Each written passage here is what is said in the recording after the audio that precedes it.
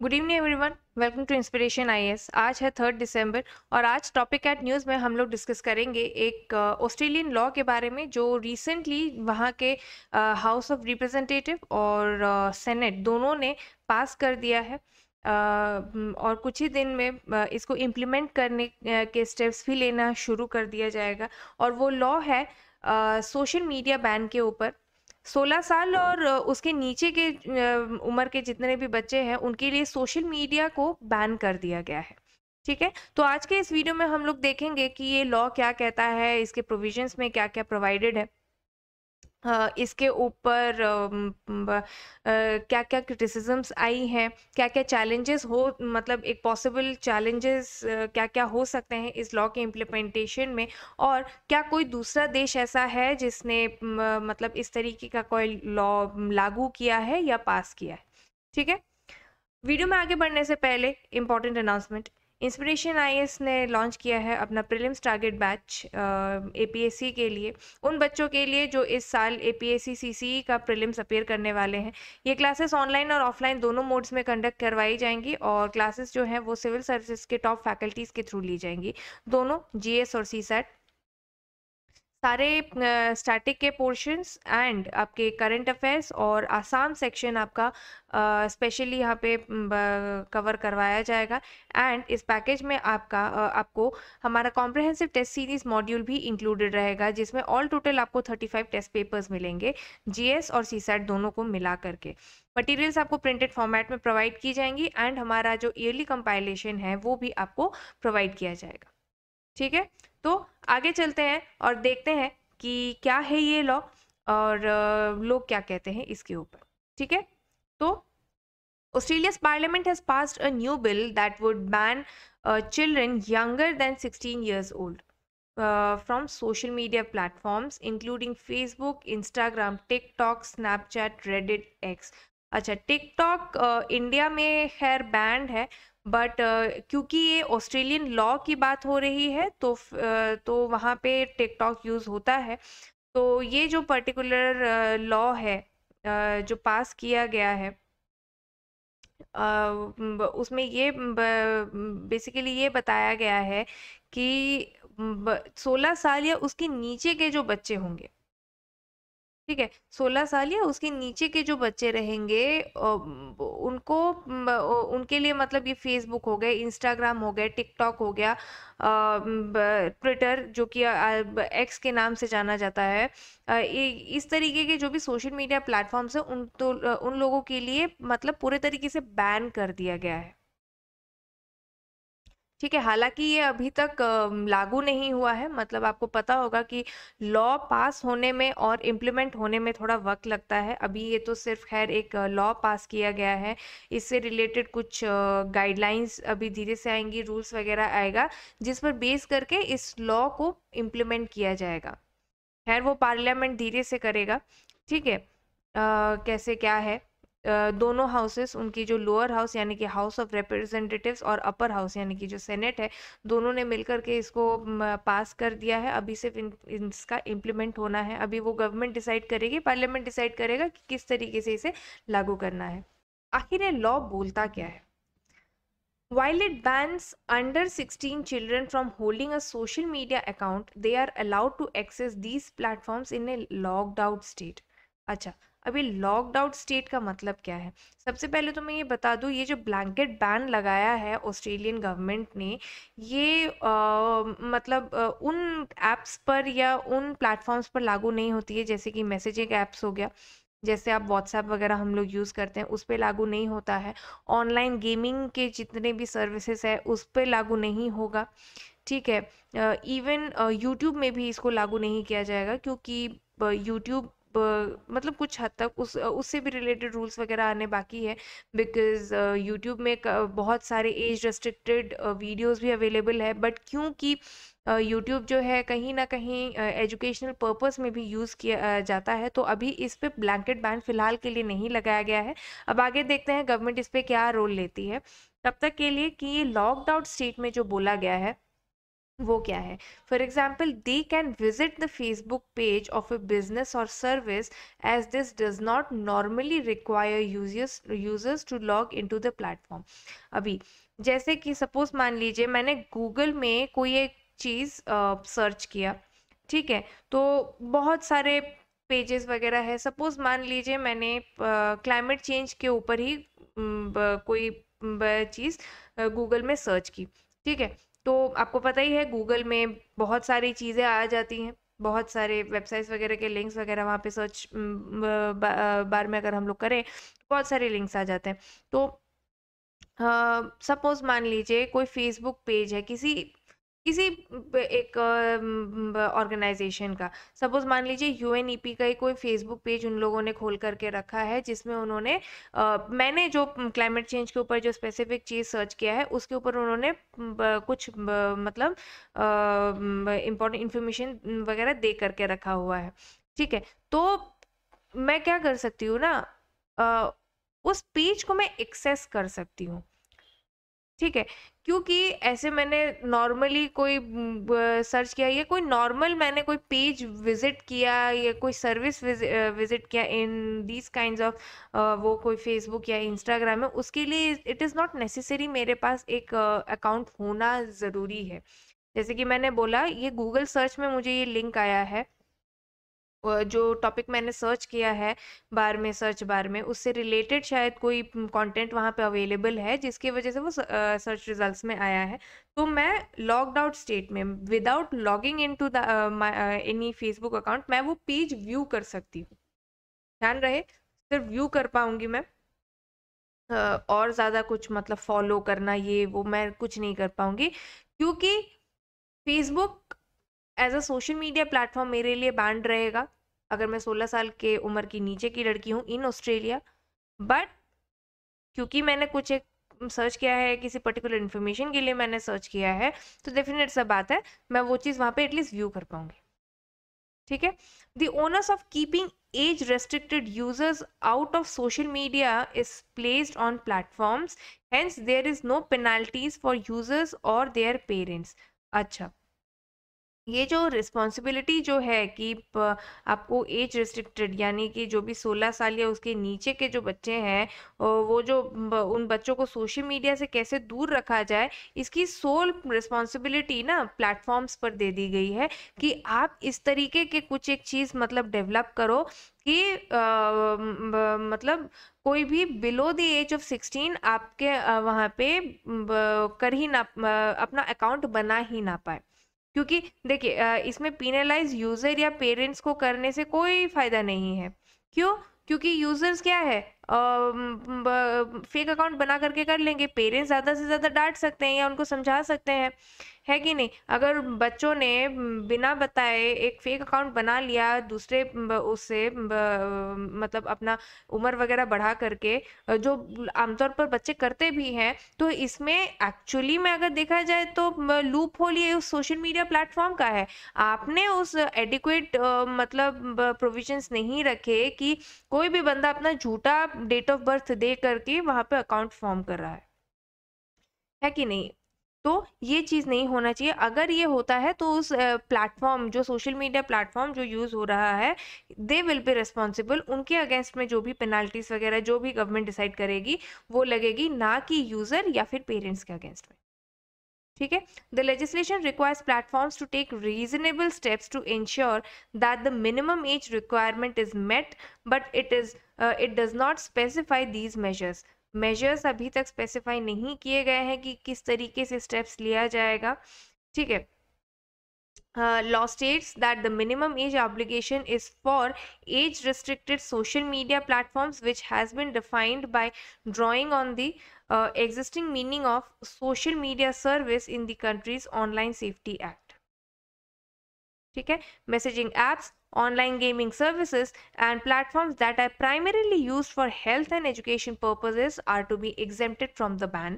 However, law does not make an exception for age restricted users who have the consent of their parents or carers. अच्छा, एक बात और, कोई आके ये नहीं बोल सकता कि मैं 15 साल का हूँ बट मेरे पेरेंट्स जो है मुझे अलाउ कर रहे हैं, तो मुझे अकाउंट बनाने दिया जाए। ठीक है, तो लॉ उस चीज को एक्सेप्शन में नहीं लेता है। बैन माने कि सबके लिए बैन है। अब आपके केयरटेकर जो या आपके जो भी गार्डियन जो आपके होंगे, वो एक आपको कंसेंट दे या ना दे, उससे कोई फर्क नहीं पड़ता। ठीक है, next, to ensure privacy, legislation requires platforms to only use information collected for purpose of age assurance and nothing else, unless the user gives their clear informed consent to do so.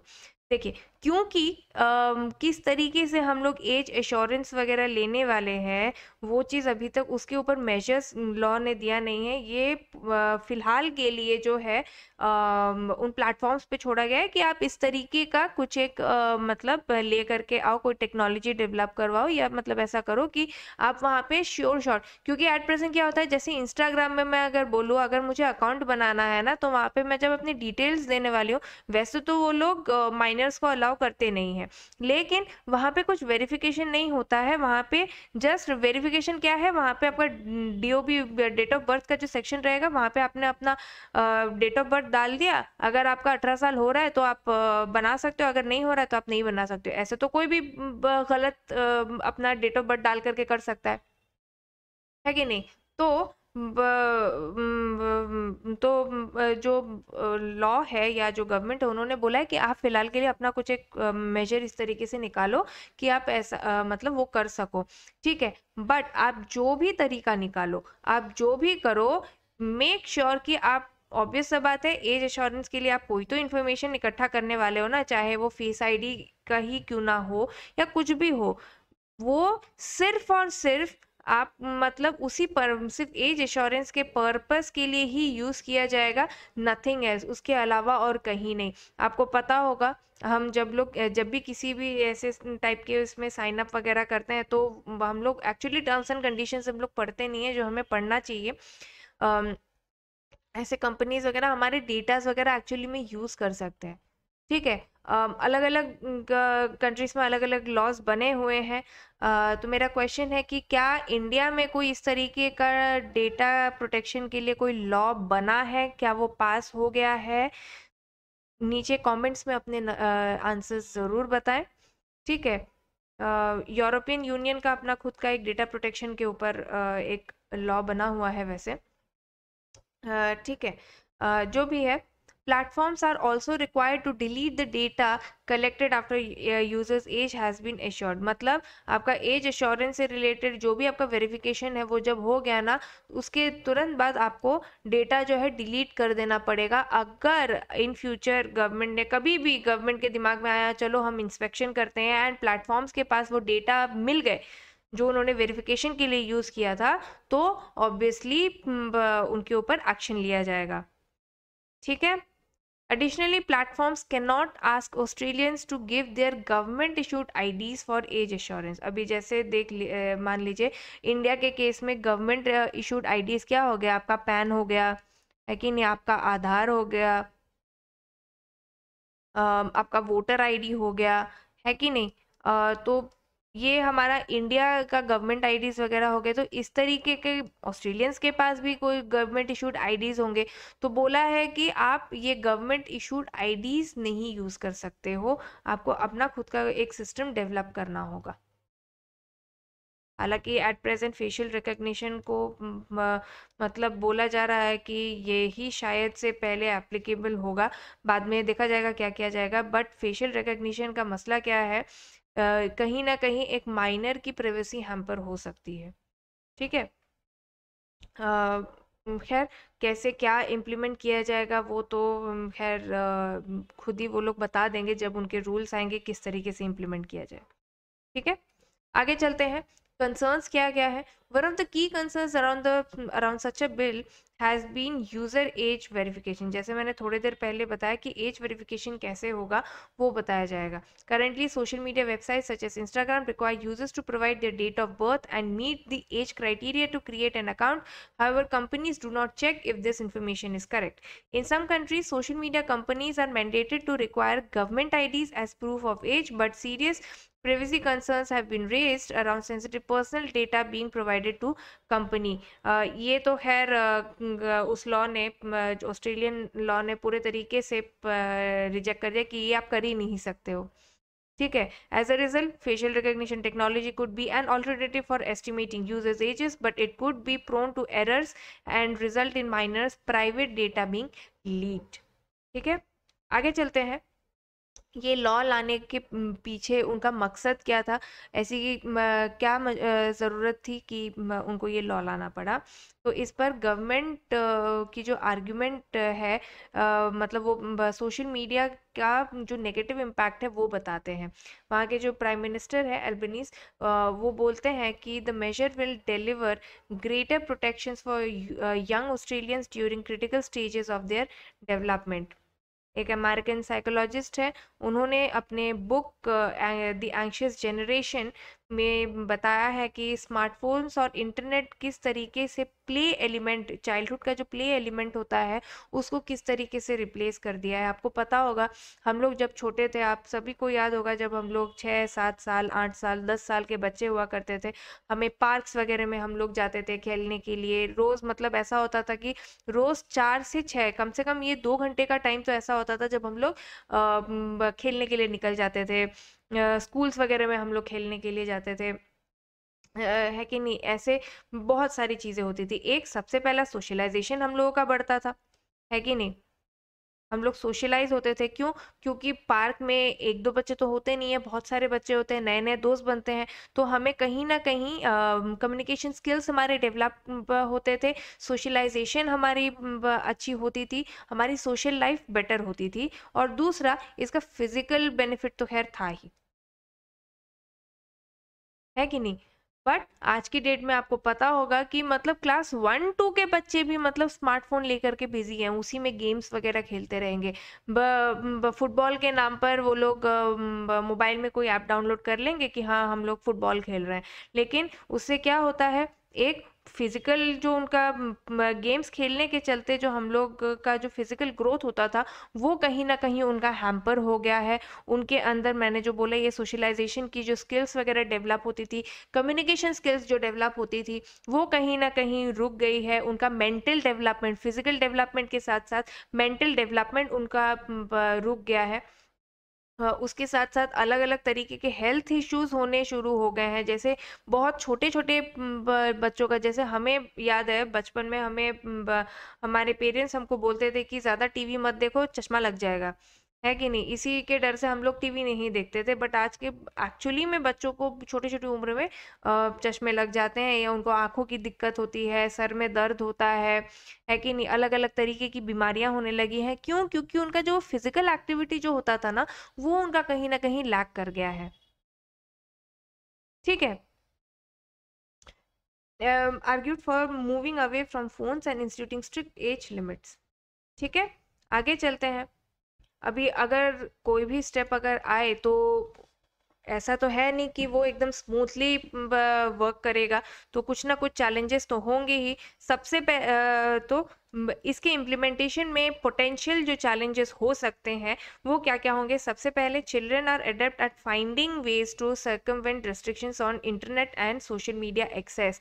जैसे कि बच्चे आजकल मतलब क्योंकि social media का addiction इतना ज़्यादा हो जाता है कि बच्चे तरीके ढूंढते हैं कि वो इन रिस्ट्रिक्शंस को किस तरीके से पार करे और इंटरनेट या सोशल मीडिया को एक्सेस कर पाए। ठीक है। Australia's social media ban could also have disproportionate impact on youth from marginalized groups who rely on social media to connect with others and access information. अच्छा, आपको पता होगा कि बहुत सारे marginalized जो communities होती हैं या जो sections होते हैं वो अपने मन की बात, चाहे वो 16 साल के नीचे के ही क्यों ना हो, वो कहीं ना कहीं जो सोसाइटी एट लार्ज या मेन स्ट्रीम सोसाइटी जो होती है उनके साथ कनेक्ट करने का मतलब एक ज़रिया होता है सोशल मीडिया। अपने मैसेजेस वो करती है, आपको पता होगा कि आजकल एक बहुत ही सेंसिटिव इशू ले लेती हूँ फीमेल्स के ऊपर। ठीक है, आपको पता होगा फेसबुक हो गए या इंस्टाग्राम हो गए, ऐसे बहुत सारे सिर्फ फीमेल ओरिएंटेड पेजेस आपको मिल जाएंगे या ग्रुप्स आप लोग को मिल जाएंगे, जहाँ पे आप एनोनिमसली अपने प्रॉब्लम्स आप शेयर कर सकते हो एंड आपको अपना मतलब उससे रिलेटेड सॉल्यूशंस वगैरह आपको मिल सकता है, और लोगों से मतलब एक सहानुभूति टाइप का भी आपको मिलता है। हो सकता है आपके साथ कुछ ऐसा बहुत गलत हो रहा है बट आप किसी से बोल नहीं पा रहे हो, तो उन ग्रुप्स में क्या है ना, आप एनोनिमसली अपने मैसेजेस छोड़ सकते हो, आपको कुछ ना कुछ सोल्यूशंस वगैरह भी वहाँ पे मिल सकते हैं।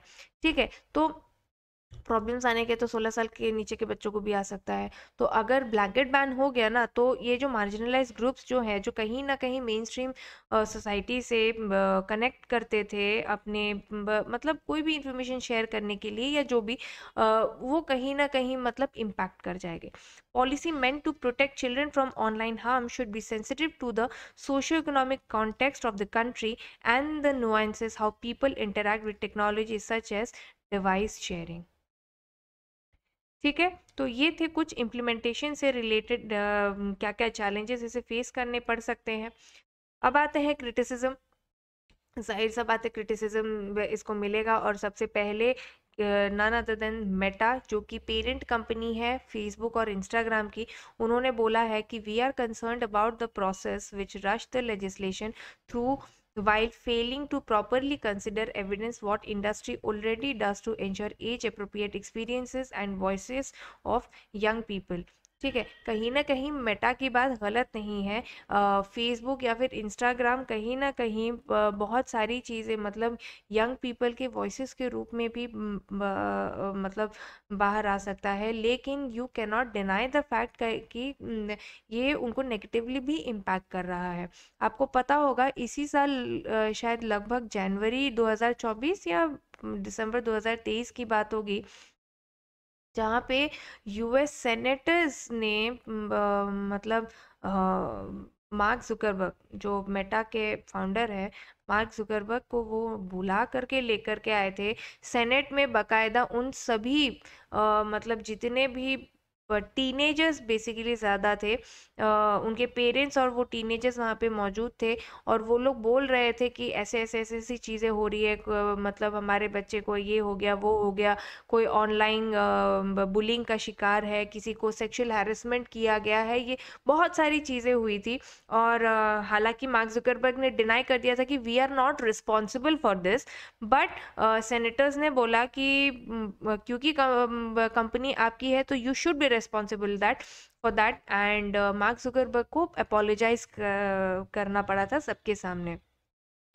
ठीक है, next, social media companies age members, practical implications are unclear. ये बात सुनीता बोस जी ने सही बोली है कि लॉ का प्रैक्टिकल जो इम्प्लीकेशन है वो अभी तक अनक्लियर है। तो देखते हैं गवर्नमेंट आगे क्या स्टेप लेती है। Activists also pointed to social media providing a sense of community to young people, particularly those from vulnerable backgrounds। जैसे कि मैंने challenges के टाइम पर मैंने ये बोला था कि marginalized groups को कहीं ना कहीं ये impact ज़रूर करेगा। ठीक है, even among a blanket ban could in turn prove detrimental to their well-being। Even among some supporters of a ban, there were concerns about workarounds such as VPNs, which can show internet being accessed from a different location। अच्छा हाँ, जैसे मैंने कहा कि थोड़े देर पहले आपको याद होगा मैंने कहा था कि बच्चे जो है दूसरे तरीके निकाल लेते हैं किस तरीके से मतलब इंटरनेट को एक्सेस कर सकते हैं। उसका एक तरीका है वीपीएन, जिससे आप मतलब क्या कर सकते हो ना, एक लोकेशन को दूसरा लोकेशन शो करवा सकते हो।